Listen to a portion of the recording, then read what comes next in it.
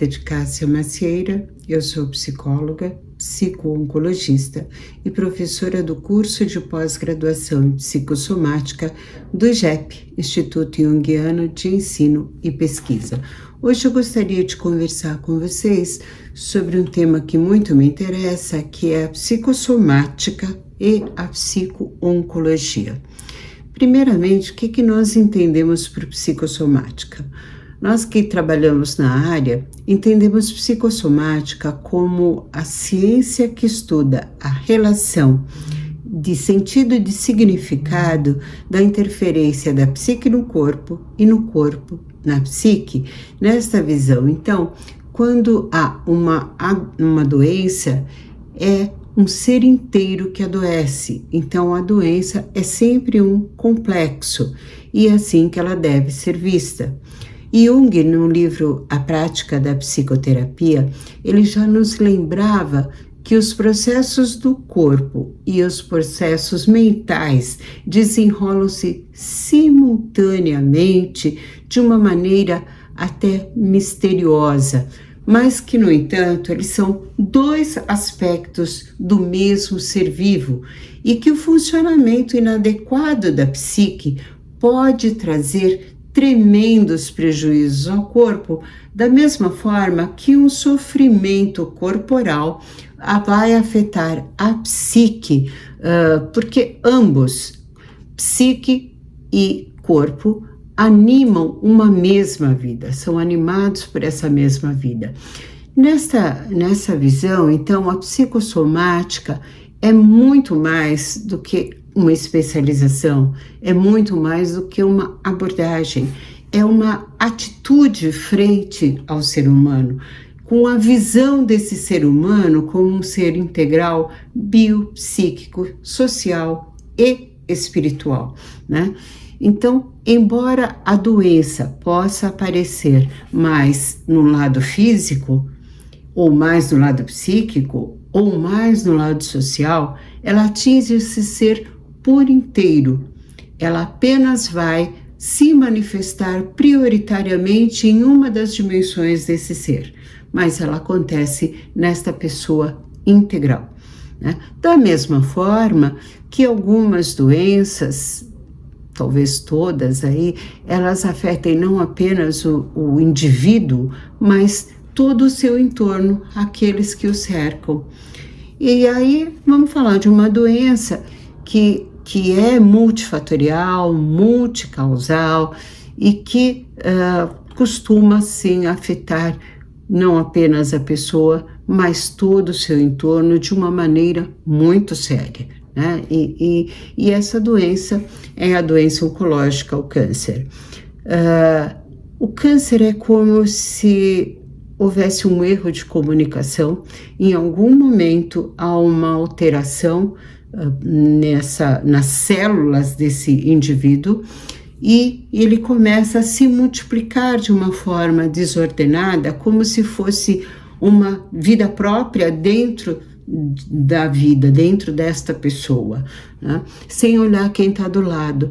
Mas a coisa principal aí do câncer é que essas células desligam o mecanismo da apoptose, que é a morte celular programada. Então ela alcançou a imortalidade. Então a gente diz que uma célula de câncer, ela não morre de morte morrida, ela morre de morte matada, né? Pois ela alcançou esse desejo humano de viver eternamente. Mas os primeiros relatos que a gente tem sobre câncer são lá de 2.700 anos, quase, antes de Cristo, onde o médico egípcio, muito famoso, Imhotep, ele relata sobre um tumor que era duro, denso e frio e que hoje a gente pode identificar como um câncer de mama. E continuando aí na história, o próprio Hipócrates, cerca de 400 anos antes de Cristo, ele dá um nome de carcinos, né, a esta doença, e carcinos é caranguejo, né, oncós, né, o caranguejo, porque os tumores vistos eram tumores onde os vasos linfáticos sanguíneos ficavam muito inchados, então parecia uma figura de um caranguejo.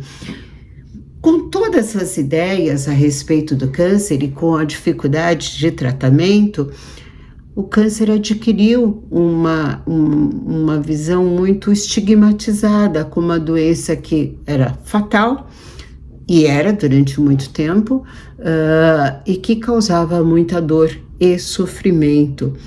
E isso foi durante muito tempo.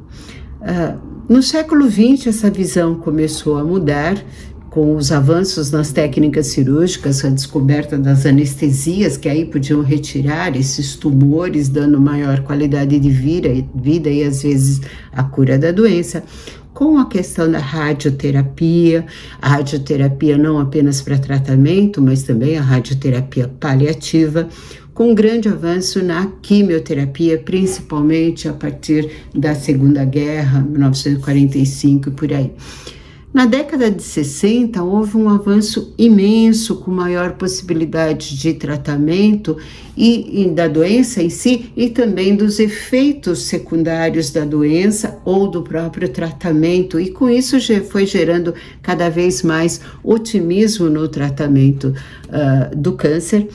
E a partir principalmente da década de 90, surgiu então esta especialidade que é chamada de psico-oncologia, né? Quem definiu essa especialidade, a doutora Jimmy Holland, nos Estados Unidos, colocou essa especialidade como uma especialidade dentro da oncologia.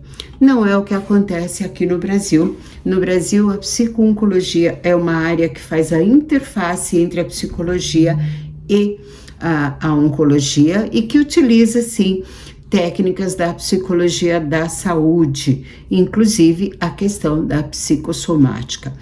No entanto, tratar de alguém que tem essa doença não é algo que se faça sozinho, né?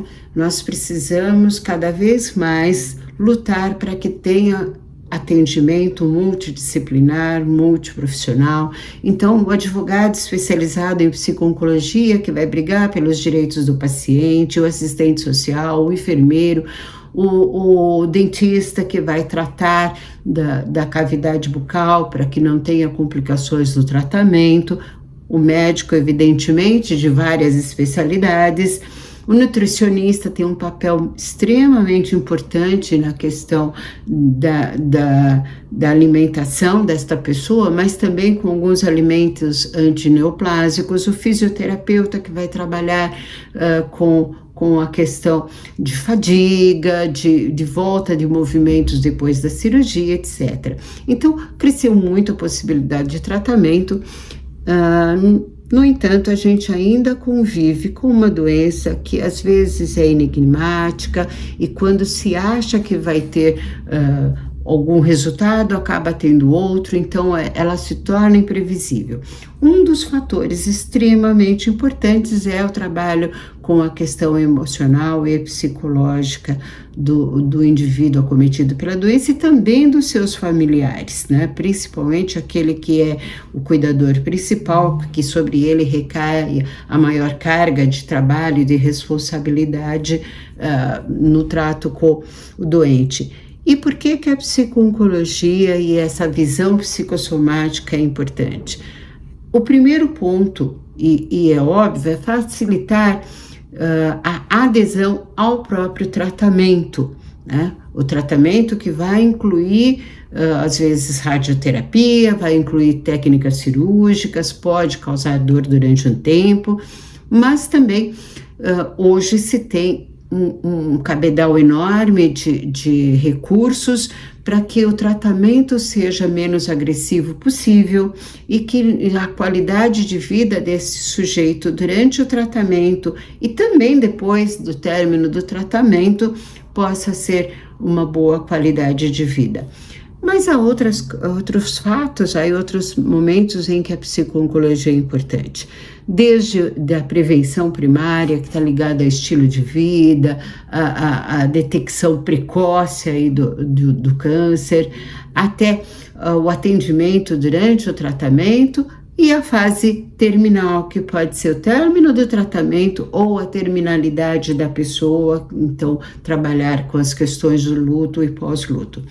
Então é um tema extremamente importante e que para nós essa visão psicossomática desse ser que precisa ser cuidado não apenas no seu lado biológico, no seu lado de tratamento físico, mas no sentido, significado que essa doença traz para a sua vida, para suas emoções, no seu social, seu entorno e também no espiritual, que é extremamente importante, as crenças espirituais de cada pessoa, respeitando qual que é a sua crença, de forma que essa pessoa se perceba não estando sozinha frente a uma doença que ainda é vista de uma forma tão ameaçadora. E eu gostaria de convidá-los a conhecer mais sobre psicossomática, sobre o curso de psicossomática do IGEP, e agradeço a atenção.